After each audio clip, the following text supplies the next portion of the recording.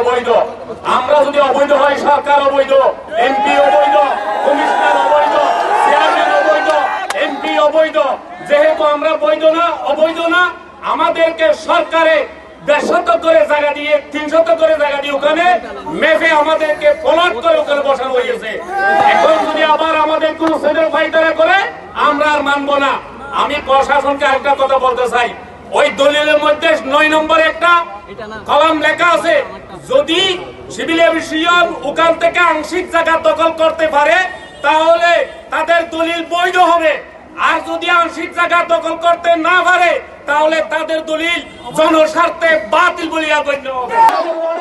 17টি মহল্লা রয়েছে, 21টি মসজিদ রয়েছে, 19টি কবরস্থান রয়েছে, শক্তি মহল রয়েছে, দক্ষিণ এশিয়ার সর্ববৃহৎ 12,000 ভোটার রয়েছে, 60,000 মানুষের বসবাস, 15,000 অধিক পরিবার, সবুজ বেষ্টনী।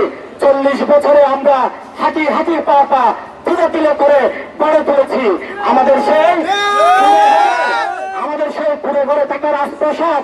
আপনারা যদি কেউ উচ্ছেদের পায়তারা করেন, সেটার ভয়াবহ পরিণত হবে।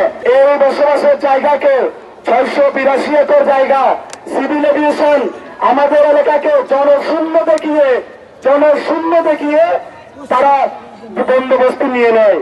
আমাদের দাবি একটাই, ওই বন্দোবস্তি বাতিল চাই।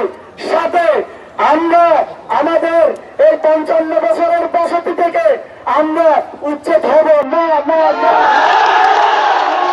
দাবি একটাই, আমরা